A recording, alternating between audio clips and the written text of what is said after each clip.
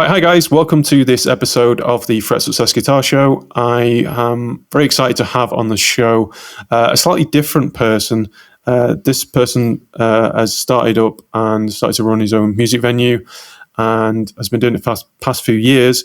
And I thought it would bring some value to you guys to have that kind of perspective from the other side of things, more on the promotion, venue ownership, and all that sort of stuff. So I'm speaking to Stephen Skelly from Bootleg Social, based in Blackpool in the UK. Hi, Stephen. How you doing?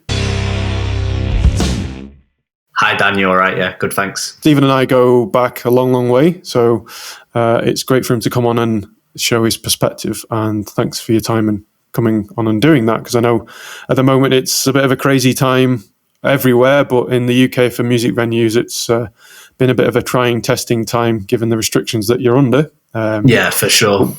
We'll get onto that later on, I think. But yeah, I know a lot about you, but it would be nice to know your kind of background and the kind of foundations of the venue and how you got into that. If you can maybe elaborate and talk a bit about that, that'd be ace.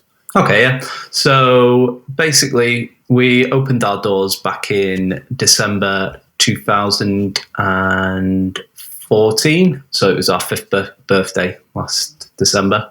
It's always been a bit of a dream of mine to own like a music venue. Started off doing music promotions and gigs, been in a couple of bands.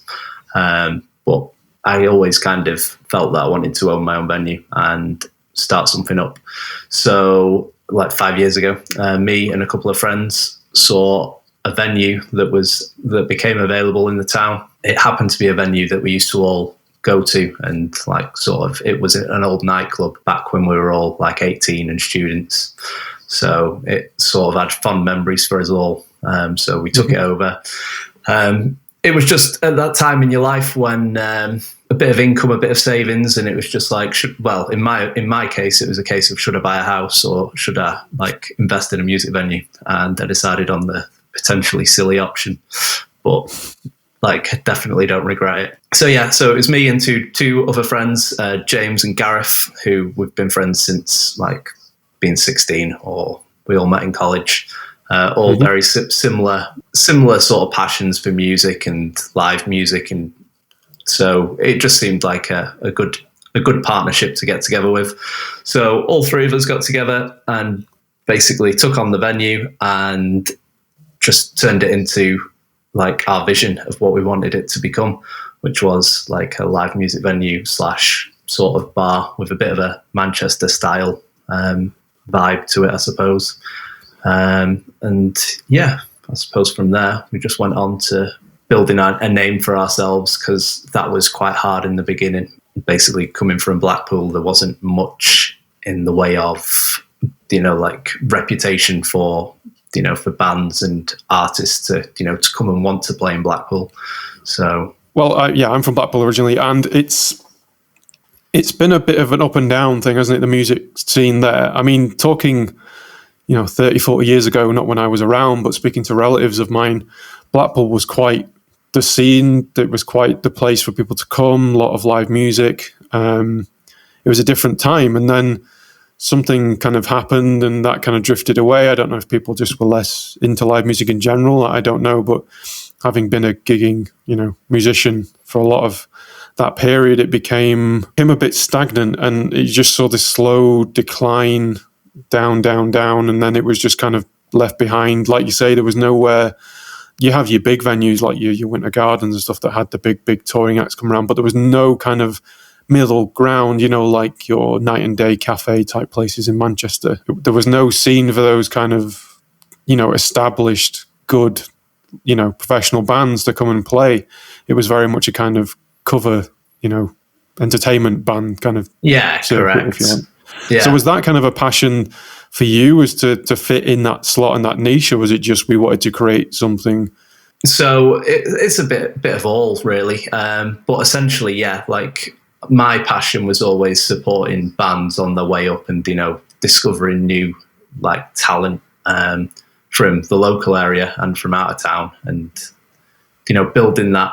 Because I'm sure you remember when we were like 18, the music scene in Blackpool was actually quite good. I think it was like it was all built on the success of like the indie music sort of era, and like the success of bands such as like the Arctic Monkeys and everything. So everyone wanted to be the next sort of Arctic Monkeys or Libertines.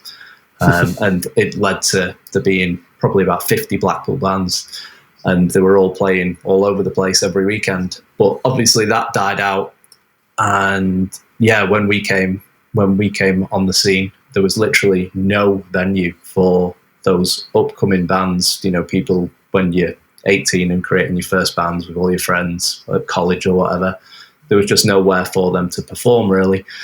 So we saw it as a bit of a gap in the market, but also we felt that we were doing our bit for like the community and for, you know, like the culture of the town, I suppose, because it felt wrong that there wasn't a place for these people. Yeah, and it wasn't really the first time you'd kind of done this. Thinking back when you even said there were Blackpool bands, I remember you ran that website that was kind of a hub of that, you know, when the internet became a thing, and that was one of the first things that created this kind of collective hub, like a social media area, you know, using forums and things. And that was kind of itching inside you to probably develop as well, maybe subconsciously, I don't know. But I think that's where my passion sort of grew from, I suppose, was when when I set up the Blackpool Bands website, which obviously was a local information source and message board, and did all the gig listings and reviews and whatever else for that.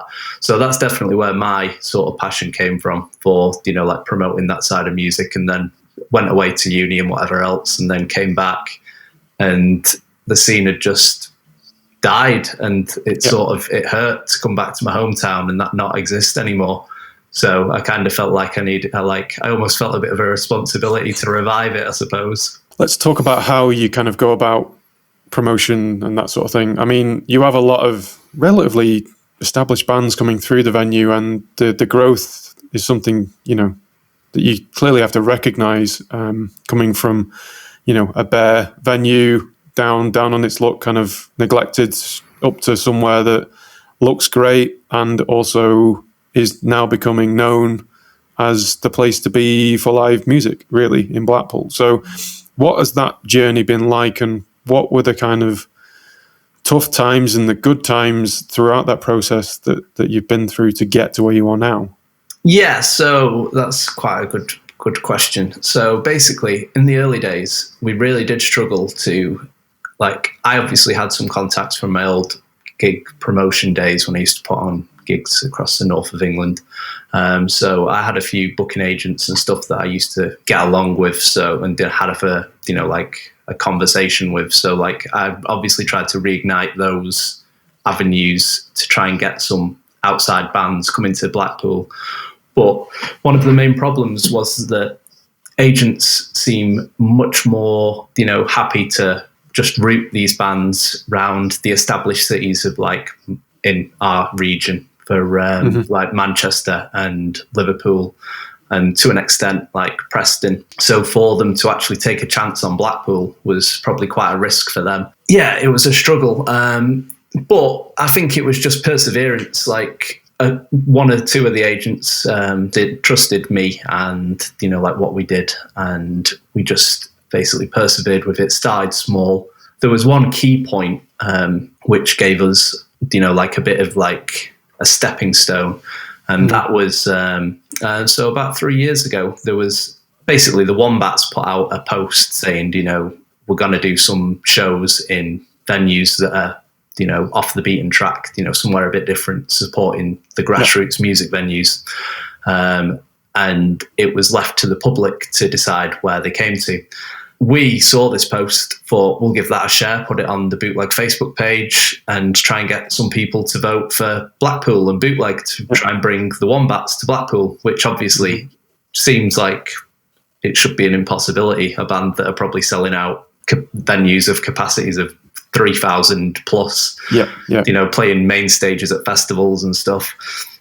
So for us, we were like, you know, like if that could happen, then it'll just give us that bit more sort of credibility. You've got more weight, haven't you? Yeah, exactly. Yeah. People got really involved. Like everyone from the community really got behind it. We, at the end of the voting, I got a phone call afterwards saying that basically Blackpool and Bootleg came top of the list. Like it got the most votes out of every town in the UK. So I was pretty blown away by that. And it also meant that we ended up with a show with the Wombats, which it might have been our first like proper sellout show. Yeah. And the atmosphere and everything was just incredible. And the band was saying how much they loved the venue, like the sound tech and their engineers, were saying how good it was, and how it was just really nice to hear from people, who were next level. You were getting respect from people that knew what they were on about. Oh yeah, exactly. And it was just so nice to get that sort of recognition from people who, as you say, know what they're on about. And they were saying that it was like a bit of a fresh air coming to somewhere like Bootleg, where there was so much sort of passion. And I think the reason that people got behind it, it's the community spirit.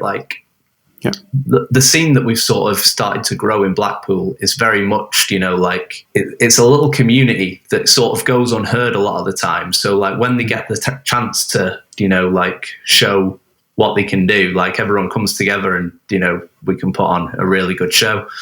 From that, I think that the success of the show got fed back to agents, and obviously there was a lot of press alongside that went with it, and it just gave us that little bit more weight when we were trying to book other shows in the future, that we could just put in the email, oh well, the Wombats played here in February, and then people are like, oh right, okay, it must be must be decent. It helped us out massively. From there, within a couple of months, we'd booked a show with Idols on just as they were blowing up and becoming a massive household name. So that was our next sellout show, and we booked a couple of shows with Twisted Wheel. So from there, it just went onwards and upwards, and building on all these different shows, and the momentum that the venue was building, it's starting to reap massive rewards with regards to what we were getting offered in terms of bands, and getting recognition from other people. And generally, I say generally, I don't think I've ever had particularly bad feedback from any of the bands that have come to see us. We just try and look after everyone and, give them a really good show. Creating this sense of community is important. And the more I see your stuff online, because I unfortunately can't, I'm in Canada, but I can't come to the venues, but you see that they more and more and more are just selling out, or always busy. And it's just, is that the community coming, or is it a mix of getting the higher profile bands and people coming out of town, or is it very much you've got this hub of people that will come and watch and attend the show and support the venue no matter what? It's a bit of both. And I'll be honest, it's not always busy. We do a lot of shows that are you're playing to 30, 40 people in the room. But that's it's the nature of the game. It's the grassroots music scene. The bands are, making a name for themselves. We will push them. We'll do everything we can our side, and the local supports will do everything they can. But there's also the external factors of the weather and everything else, that can sometimes play a massive effect on whether people are actually going to show up to the shows. Definitely. But I think that, with regards to our audience and who actually comes, we've started building a bit of a regional audience as well as a local one. We do have our local hardcore, who know, they understand what we do, and we put on the shows, and they will just take the risk on what we're programming. What is also really nice is the recognition we get from people who follow a band from out of town. So they'll travel from Manchester or Liverpool to come and see, whatever Manchester or Liverpool band we've got booked that weekend.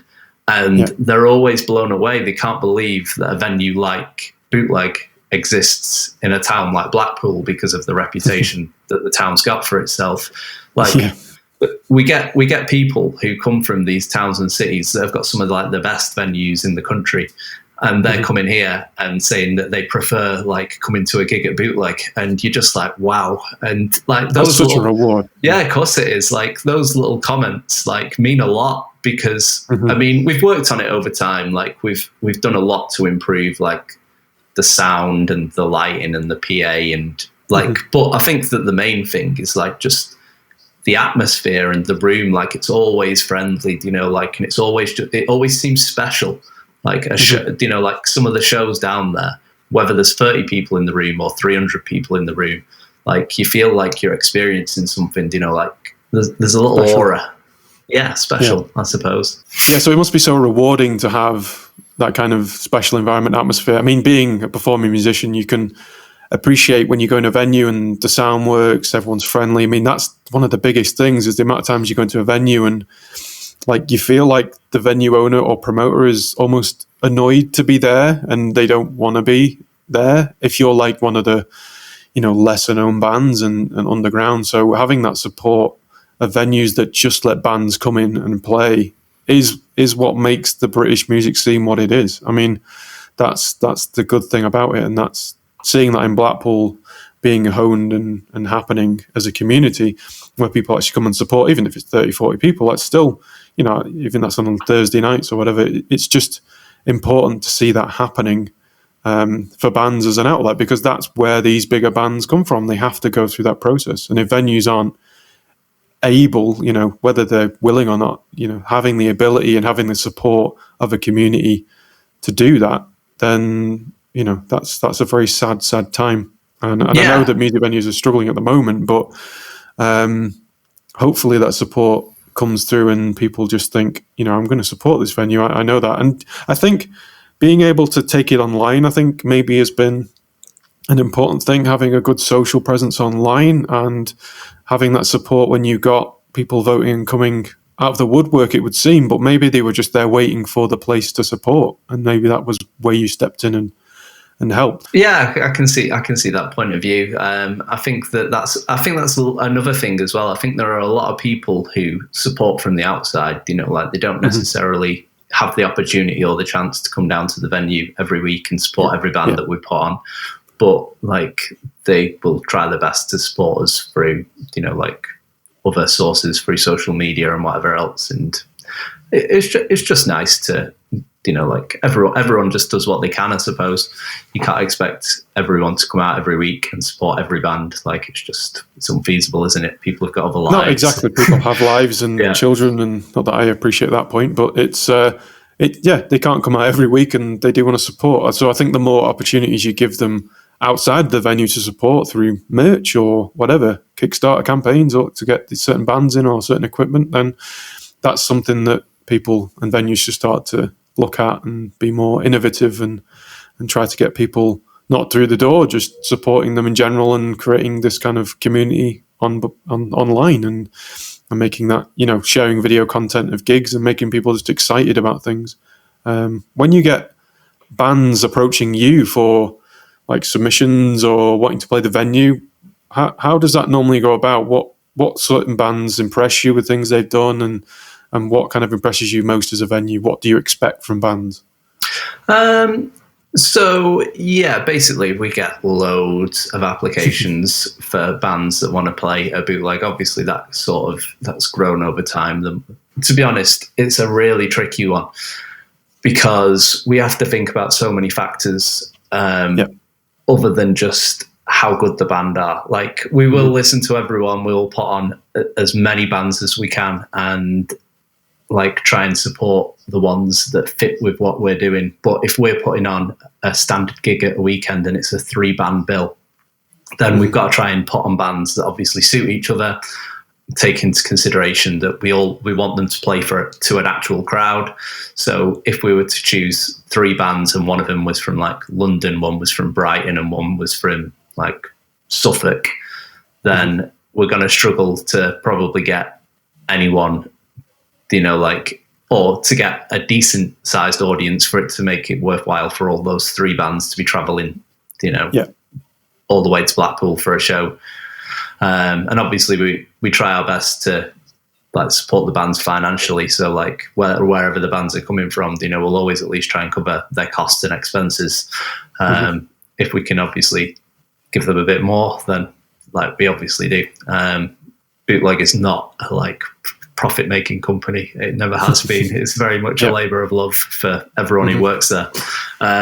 When we get applications for bands, it's always good to receive, you know, like ideally a SoundCloud link or something like that, so you can quickly listen to the music, or, like links to Spotify or something like that. We prefer if, like an email comes through and it seems a bit more personal instead of just,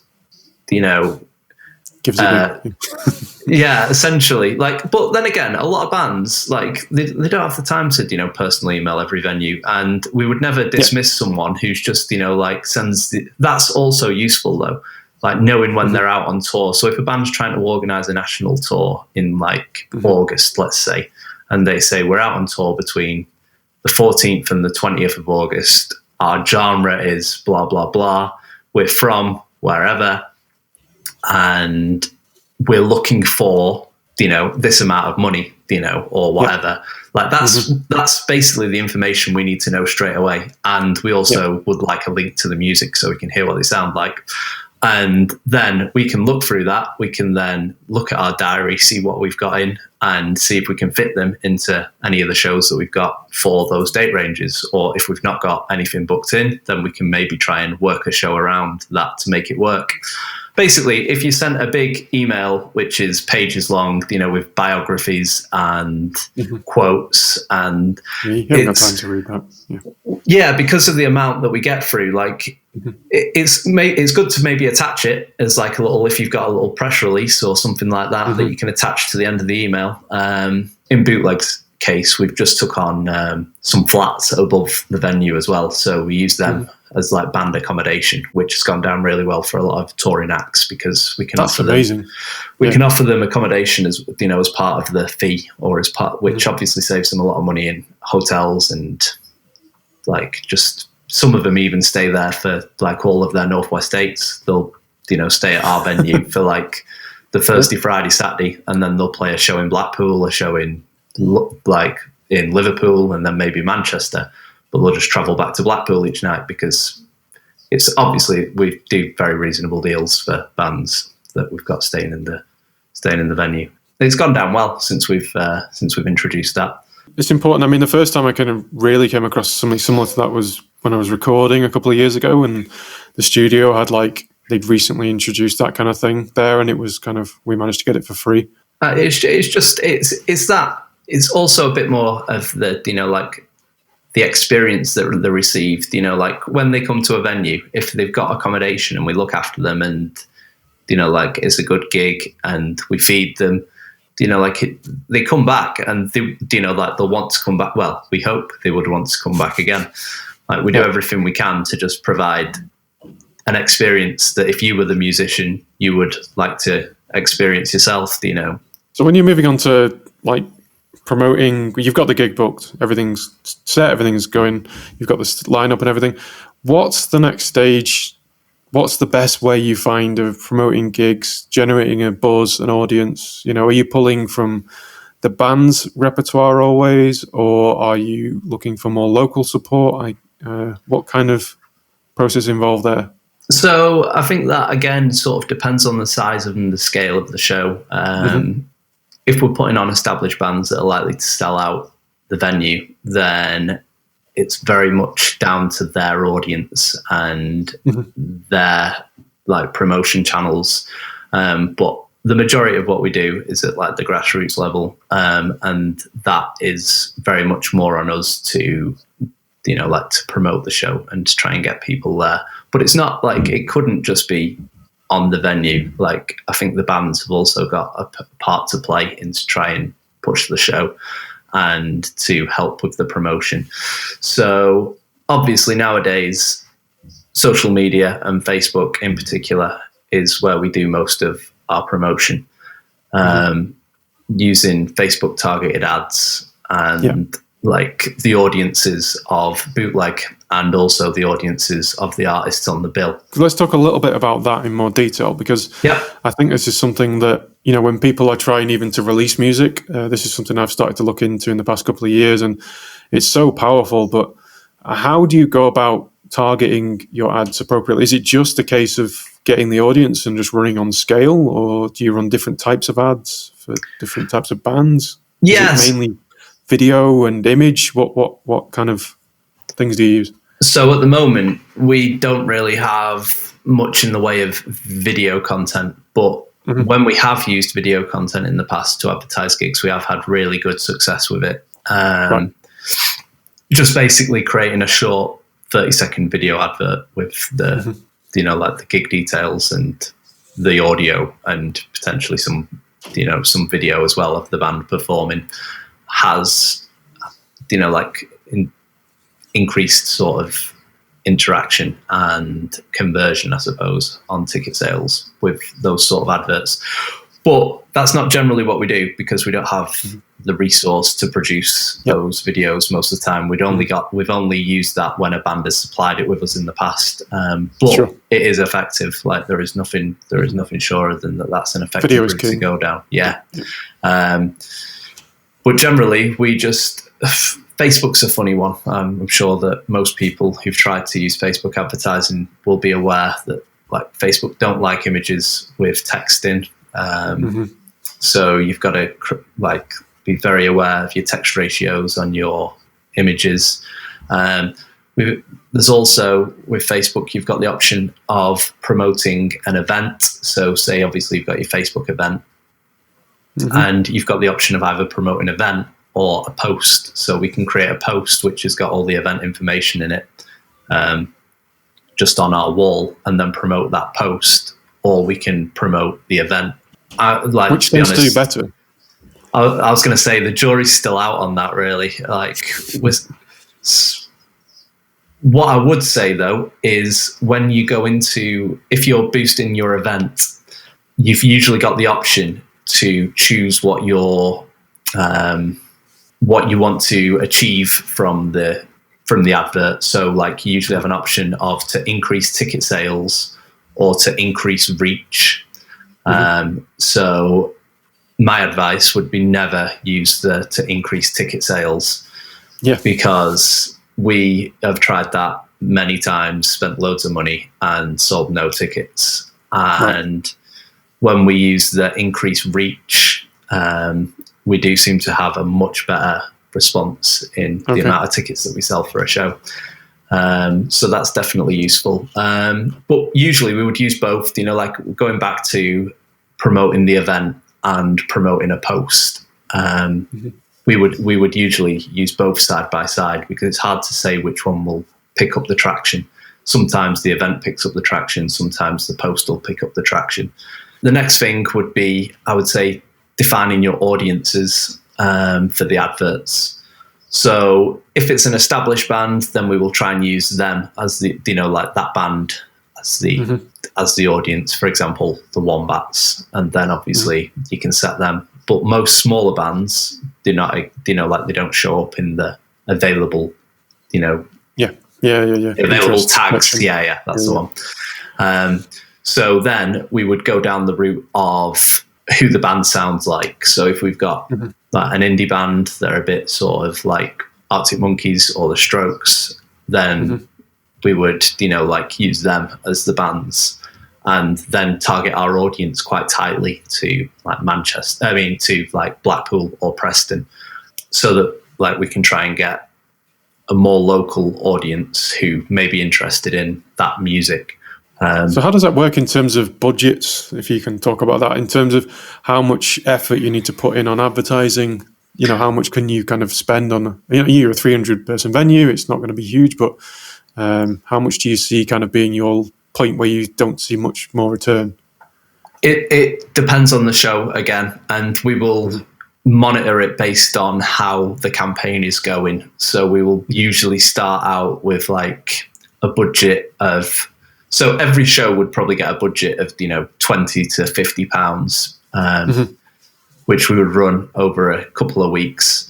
But then if we're seeing absolutely no success in those channels, then we'd potentially like change audiences, try to, go down different routes.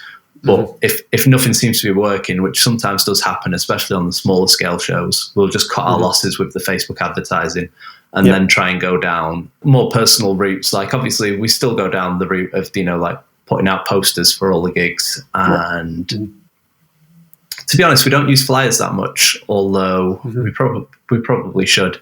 We've also got a mailing list that we send out, like gig listings to, which again, that's more to our, to our audience that, would potentially trust us and take our community. You can do everything in a show. Obviously, the best thing to do is just invite people to the event. I will invite people that I think might be interested in a certain gig to that event in the local area, and get the bands to try and do the same. Everyone on the show, especially like your local support bands, get them to, go on the event, invite to the page.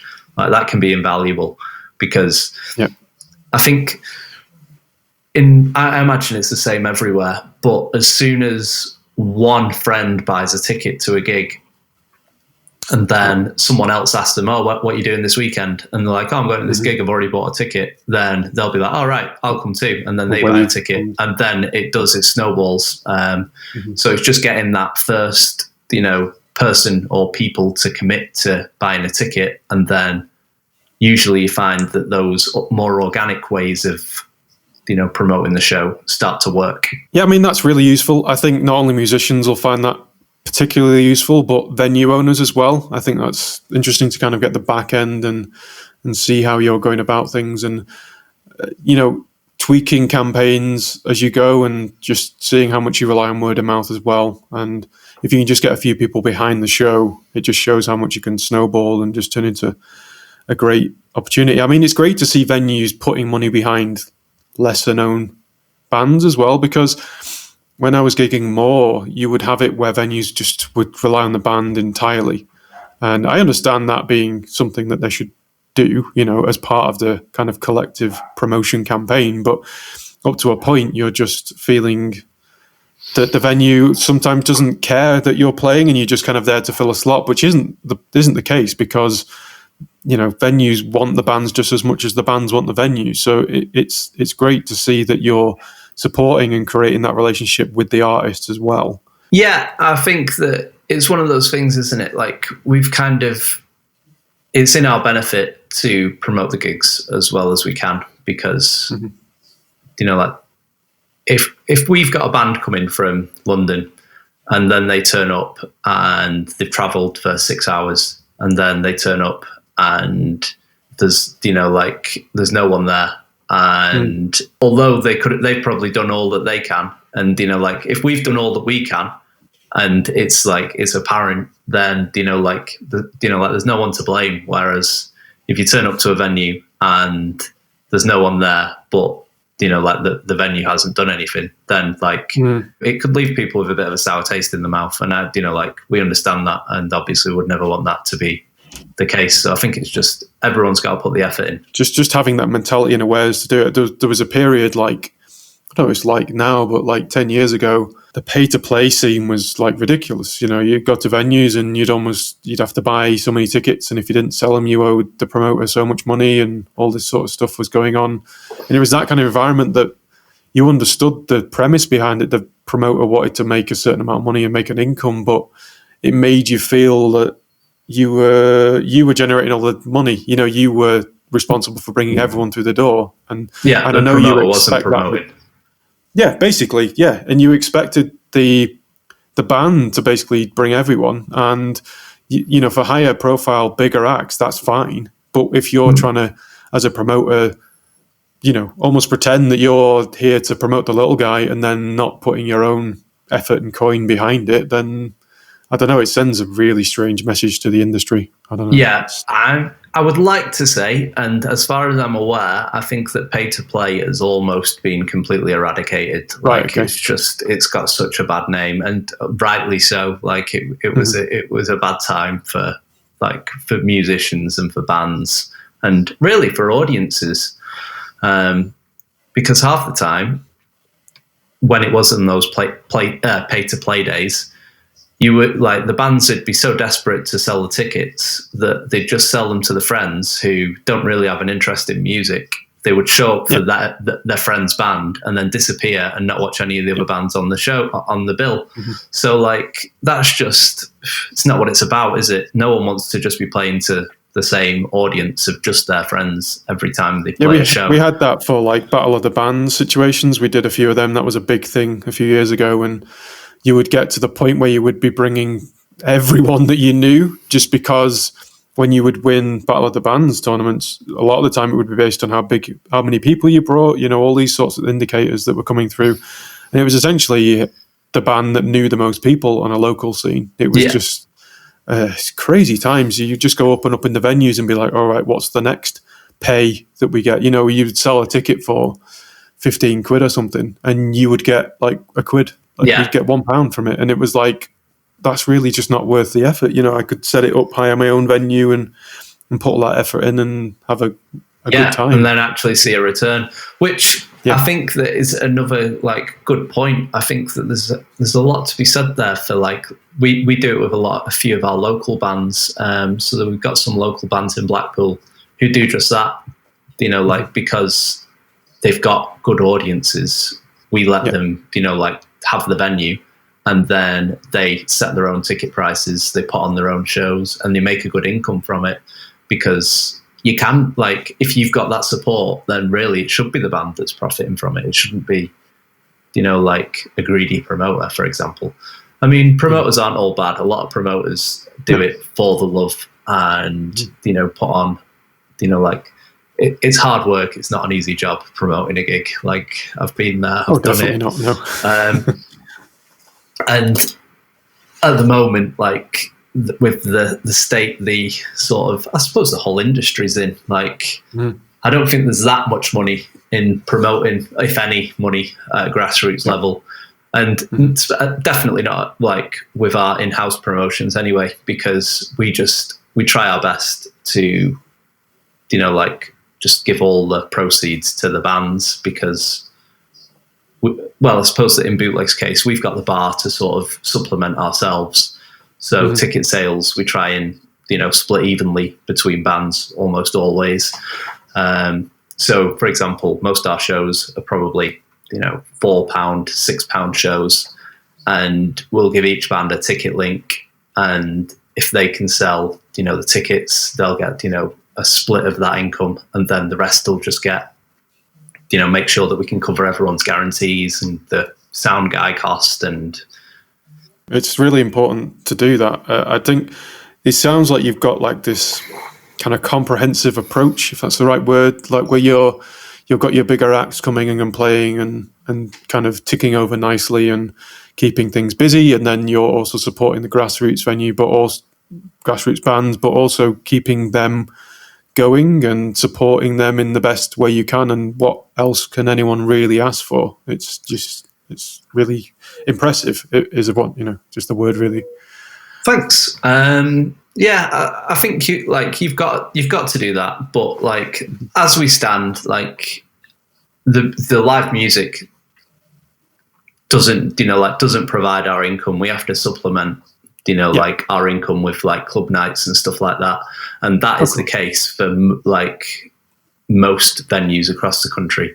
Like if they were just working off live music, live music and putting on like shows for these up and coming, like newly discovered bands, then we'd all be closed, because it's not financially viable, I don't think. And I think as a musician's perspective, it's sometimes when you're in that environment and you're wanting to make a success yourself, you start to lose that kind of reality of it all, and you start to think, why aren't the venues putting on more local bands and supporting local bands? But in the end of the day, it's a business. It's got to make money. It's got to be viable and have this kind of, it has to operate. And for you to be able to play, it can't operate on like the amount of times I've been to shows and there's been like 15 people in the audience and the bands are frustrated that no one came. And it's like, well, sometimes it's got to be down to the venue to make money, and they have to be able to do that. You can't just be working on local bands. I don't know. There's a really it's a weird balance, because it's one of those things like, you think to get a better audience in, you need to provide like free entry. But then if you're providing free entry, then where's the income coming from for the bands? Where's the income coming from for everything else? So it's like, I'm very much against free entry shows, because at the end of the day, if you've got 3 bands on a lineup and say they're all just like local or, like newly discovered, like regional or national bands on the first tour that are playing for next to nothing. It just sort of devalues all the work and effort that they've put into, writing songs and to performing and practicing, to then say, like for people not to be willing to pay, £4 to £6 on the door to see 3 bands. It's like, it's less than £2 a band. And, and you look for like bigger acts, like there's the big touring acts, the Ed Sheerans, the Foo Fighters, all these sort of things. And people are paying obscene amount of monies to see these bands, and they can't chip in, £5 to go see like 3 bands. And I think free entry ruined the industry a little bit. I think personally, I don't know. If it was up to me, I'd vote to get rid of it. Like, because if a venue down the street is doing a free entry gig and you're charging £5, then people are going to go to the free entry gig and they think that you're trying to rip them off by charging them £5. But like, it's 100% not the case. Like, it's trying to provide, like a sustainable income and a sustainable business model that actually allows bands to be paid and costs, like the venue costs to be covered. It's not about, trying to make a profit or make anyone rich, because nobody is getting rich in the live music industry. Well, not until you get to the stadium or the arena level. But like I say, it devalues it. It does. It devalues the whole thing. Like, you've got people playing for free, so then people think, oh, they're playing for free. There's no like kind of commitment from a fan or a live music goer. There's no commitment for them to care as much. But if you're selling a ticket for like 10, 15 quid, it's you're making people buy in, and they take it more seriously. I think they think, oh, this is an actual proper show. But it's like, come down, free entry, a few bands on. There's no kind of like excitement building around it. There's no urgency or exactly that. And I think that there's it's a really tricky line to like tread. Is this, like, how much do you price a gig at? Because sometimes, like, you'll get a band that are on the cusp of, breaking, and like on their next tour, they'll probably be charging £15, £20 a ticket. But because they're just not there yet, like they'll probably still need to be able to cover their costs and the, like the cost of the tour. So like, we'll need to charge, £8 or £10 a ticket for the show. People see an £8 or £10 show and they think, oh, that band must be good. But if they don't know the band, it's like, it takes a bit of an investment for them to, to pay that much, when, like sometimes, potentially they could be used to paying, £3 or £4 on the door. Do you know what I mean? So sometimes like a price like that can put people off, depending on the level the band is currently at. But it's a really tricky one. I think that Blackpool probably suffers with that more than, like a City. I think that City shows like an £8 or £10 door price for, like, quite normal. It's pretty normal for a, a band that's maybe getting a bit of, like a few plays on Six Music, and, like people are starting to know who they are. Whereas Blackpool, like, it might not have got there yet. Like, people still might be a bit unaware, or the audience that would be willing to spend £10 on a ticket is a lot smaller than the audience than we'd get if we, priced it at £5 or £6. But I think that by pricing it at £5 or £6, it gets perceived as a bit more of just an everyday show. Whereas, pricing it a bit higher, a cost covered type thing, rather than paying for, a band that's better quality, if you like. Or it's hard to say better quality, but like, I don't know that's the wrong word. But. I know what you're saying, but popular, I suppose it's popular, and it's it's promise, I suppose, as well. Like potential. I don't know. Again, that's harsh.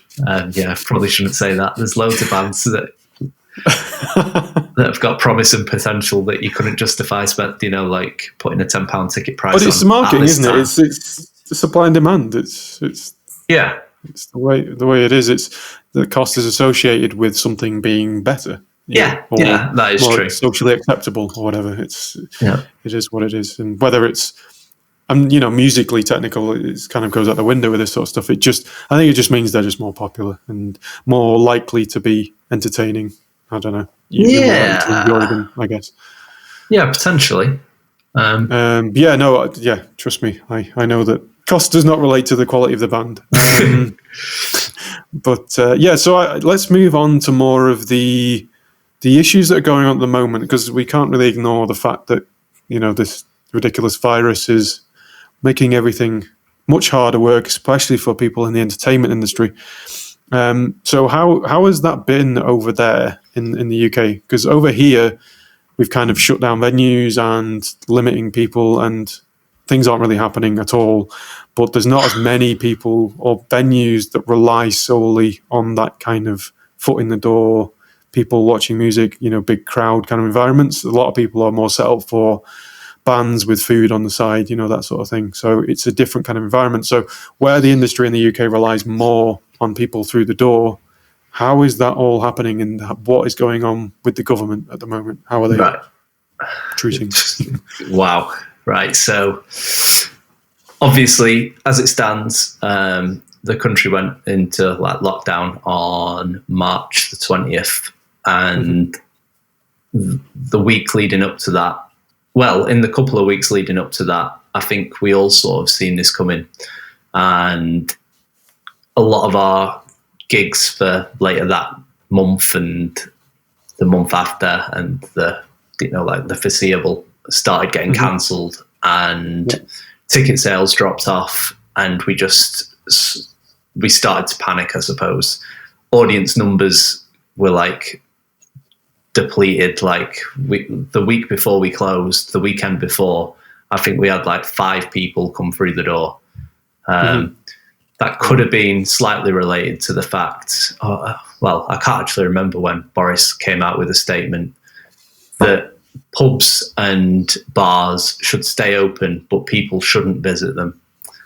And at that point, it just seemed pointless. We were fighting a losing battle from there on. So we took the decision, at that point, to close, essentially, because it seemed like the responsible thing to do.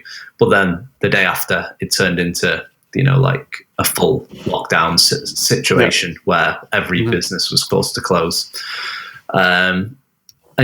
So it's been tricky. There's just so much uncertainty. Nobody knows the answers. We are quite fortunate that we're part of a national collective. We're part of this I don't know. Well, they're a charitable organisation called Music Venue Trust, and they support and represent 800 plus now grassroots music venues across the country. So together, they have been informing us of the situation with government, and it's just nice to have that little support network. So, because we're all in the same boat, we've all got the same sort of issues. Collectively, we can work together to sort of get through this, I suppose. The situation with the government is uncertain. So last week, the guidance came out for pubs, bars, restaurants, which includes theatres and music halls and such. And in that guidance, it said that theatres and music halls can reopen on the 4th of July, but they cannot put on any live performances. To me, that is just it's as good as closed. Yeah, for a lot of places. Yeah, it should be closed. How can a theatre or a music venue or a concert hall, open without putting on a show, a live show? That's what they're there for. That's why people go to them. So being told you can open, but you can't do anything, is almost as bad as being told pubs should stay open, but you shouldn't go to them. It seems a bit nonsensical. That's insane. I mean, how can you actually support an industry? What kind of message does that show? That it's just so confusing watching it from a distance and thinking, I mean, what? I mean, hasn't there been certain schemes in place for, is it furlough and things like that, where things are supporting you, but because has that not been available to venues because you're not technically supposed to be closed or something? Right. So No, like we have been, like, to be honest, the support that we've received so far has, for us personally, I can't talk on behalf of every other music venue, but it's been like an invaluable lifeline. So we were offered that we could furlough all our staff, and that's meant that they've got paid 80% of their wages while we've been closed. Okay. And we received a grant which was basically rolled out to basically every business that's got a rateable value of under £51,000 got some sort of grant. And that has literally stopped us from, well, it's meant that we're still around at the moment. But that grant, that initial grant, was only supposed to cover like a 3-month period, which would have been April, May, and June closures. So now, obviously, we're coming towards the end of June, and luckily, being in Blackpool and like with Bootleg, our like running costs were, probably a much lower than, say, a venue in Manchester or London. Sure. So that grant went a bit further for us than it would do for a venue in one of those cities, or any city, I imagine. So some are already like really struggling, and with no foreseeable, option of opening in the future. So like times are getting quite worrying. We're currently trying. Like there was an open letter that was sent to government by the Music Venue Trust on behalf of like all its members, which was signed by 500 venues after the publishing of this guidance, basically asking and almost pleading for, like a government support package for the sector. We've done some calculations of the costs of staying closed and the costs of opening with social distancing in place. And it works out cheaper. Like we would lose more money being open than we would being closed. There's a whole host of reasons I could go on and talk about it for ages. But essentially like additional staffing to like manage people, obviously coming in and out of the venue, because we're in a basement. So you'd have to go down stairways and people wouldn't be able to cross on the stairways. So we'd have to have someone, a member of security or a steward, like managing the traffic of people. We'd have to do something similar for the toilets, because toilets would have to become one in, one out. So there's 2 additional wages we've got to cover, as well as like we would have at least 2 members of bar staff. We would need to provide like a table service option. This is if we were opening just as like a bar / like eating establishment, I suppose. Take into consideration the actual implementation of putting in all the social distancing protocol with regards to like screens, to separate the staff from customers, and, like dividing different areas, for walkways and everything else. So the infrastructure that's involved as well, like it just becomes like financially unviable. It becomes financially unviable for a small business like us to open with those restrictions in place. We're just using like what cash reserves we have left, and then when that goes, then we really will start to worry. So it was basically calculated, and all this data and information was collected by the Music Venue Trust, and they calculated that to keep the whole sector alive, like all 800 venues, that we need a government bailout package of £46 million to keep us going through the next 3 months. So obviously there are many venues that are included in that. There'll be some 1,000+ capacity venues. There'll be a lot of smaller venues. So like the cost obviously isn't proportional or relational to each venue. But it's a very good guide of how much would be required to satisfy everyone's needs. I mean, that's not surprising, and to me, it's not a huge amount in the scale of public money. I don't know. It's really not. So one of the things that Music Venue Trust have put out recently is like the government has announced a roadmap to reopening, which was if you're in the industry and you understand, like, it was a bit pointless. It was basically the roadmap to reopening is saying at first they will allow outside gigs, and then they'll potentially allow inside gigs with social distancing. And then, like, as things go on, then eventually there'll be inside gigs with no social distancing. Like, that's it in short. Like, and it was like, yes, of course, like, we already knew that, like, that was always going to be the roadmap.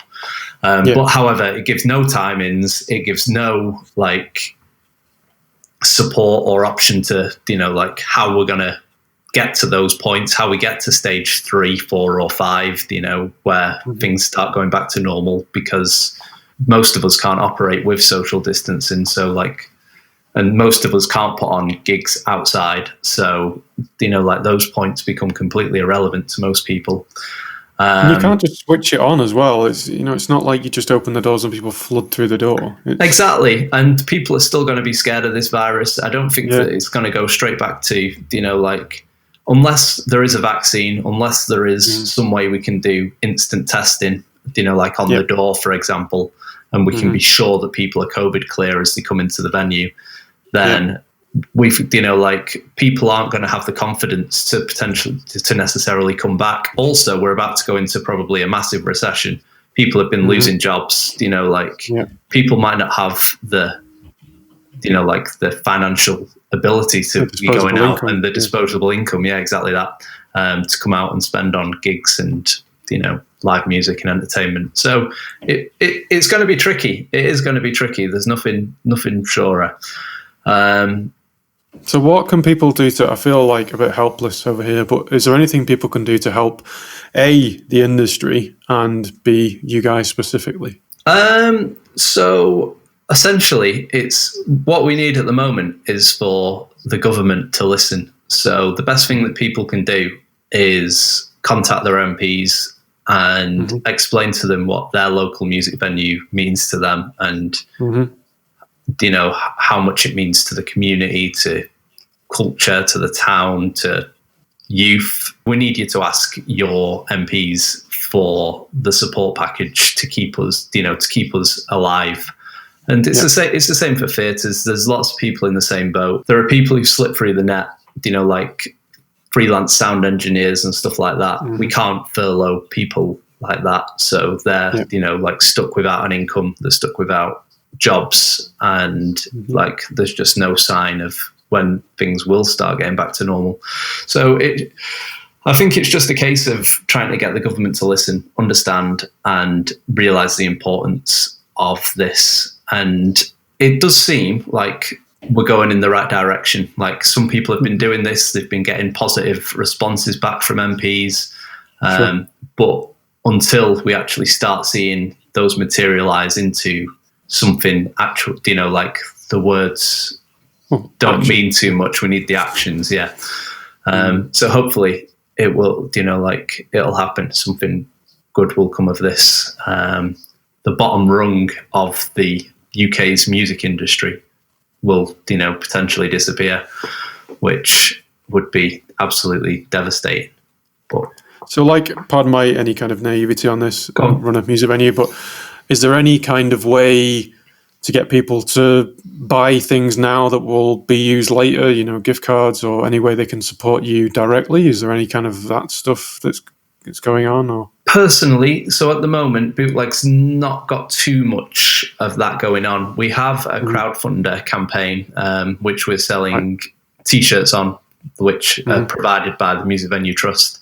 So it's a very good deal for us. So the T-shirts are on sale for £20, and the Music Venue Trust are buying the T-shirts and posting them out. So we don't. So of that £20, we get the full £20 donation, and you get the T-shirt. So like that, we ran that campaign, and we pushed it for like 3 or 4 days. And in that short time period, we'd raised over like £1,000 worth of revenue. And there are venues all over the country that have got their own campaigns going, and that the communities can support. There's a website which is saveourvenues.co.uk. If you visit there, you can see all the venues and see what rewards they've got, and merch packages, stuff like that. Further down the line, like basically we're holding off doing this at the moment purely because at the moment we've still got a small cash reserve to keep us through.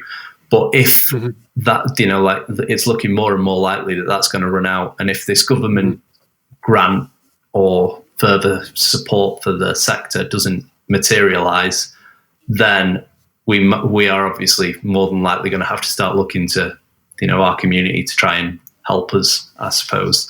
And that's when we would potentially come up with discount cards and new ways to try and get people to support the venue while we're closed. So discount cards, merchandise, we're going to do like some actual proper bootleg t-shirts. Like the plans are there, but we just don't want to start asking people for money until we're in desperate need of it, really. No, I can understand that, and that just comes from you not being a dick. It's like you don't want to do that because you want to try and do it on your own. But at the moment, I don't know. I feel the industry needs help. It needs support, whether it's through political pressure, backing. I think that seems like the most important thing for you guys at the moment is to not get to that place where you need to be asking for money from people. People just need to like make themselves heard. So like we're doing a lot on Twitter at the moment, tweeting at the culture secretary, just making sure that these people who should be supporting us and have a responsibility for us are aware of our issues. And obviously everyone can get involved, by just sharing stuff on Facebook or, just making their voices heard, I suppose. And I think that over the next week, there's going to be a lot more of that. And hopefully there'll be a positive outcome at the end. But I really, really hope so. Yeah. Like, genuinely, it'd be a sorry state of affairs to watch the industry just go down, and it shouldn't do. There's no reason for it to do that. No, it can't. Like it can't be let to happen. And I think that somehow there's only one person who can stop. Well, not one person. There's only like one. It's the government, essentially. They need to keep us alive until we can reopen properly. No, I really appreciate your time coming on, mate. Yeah. It's been really educational on how you go about booking bands and the growth story of Bootleg, and just I think it's good to share the good news stories of venues that care so much. I think it's important to get that across to people and know that venues are in the artist corner. They want to help, want to support because it's mutually beneficial. I just think it's a sad thing to see that venues are struggling, and we need to be there for them and help them and support them in any way that we can. So but I mean, everyone's struggling. Like I imagine that there's a lot of artists are struggling. They've had tours cancelled. Like it's the whole industry. Like venues are obviously affected.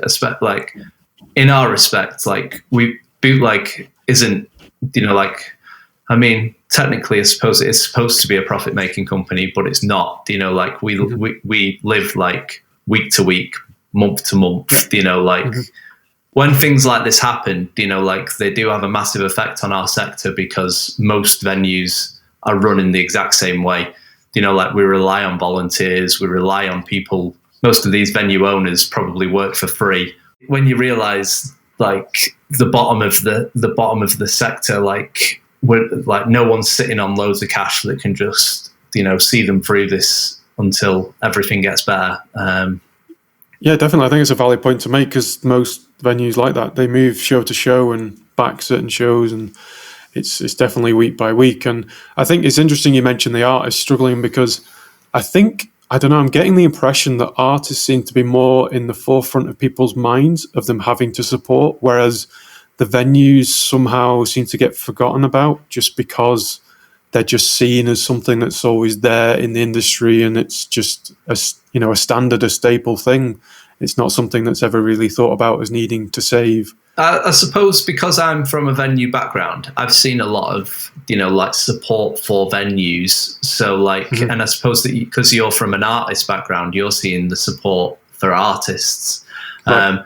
Like there's been for example, Frank Turner and other artists have been doing like live shows and doing them for certain music venues to raise funds for their crowdfunding campaigns. and they've been really successful. And there's lots of bands that have jumped on that and, have tried to support the venues. Like I've done it a lot myself. Like during this lockdown, I've been buying merchandise for, like some of my favorite little upcoming bands that have released t-shirts or, special EPs and whatever else, like it's a bit of this sort of every little helps, I suppose. So, and because you're not spending money on gigs, I'm now spending money on, like t-shirts and, merch for these bands, and, because obviously like everyone needs a bit of support through this time, but everyone needs to continue to just work together and make sure that, no one gets left out and that we all do end up seeing this through to the other end. No, I think that's a good point to end on, Stephen. Yeah, I think good. That's great. So yeah, I hope you've found this value, everyone, and it's been great to have Stephen on to chat about the venue. If you have any specific questions for him, feel free to reach out in the comments. I'm sure he'll answer any, and I'll let him know if there are any there. And feel free to share this with any other music professionals or venue owners. I'm sure they'll find it of a great amount of interest. So thanks, Stephen. Appreciate your time. Thank you, Dan. Thanks so much. Yeah, it's been good. Thank you. Thanks. We'll see you next time, guys. Thanks so much.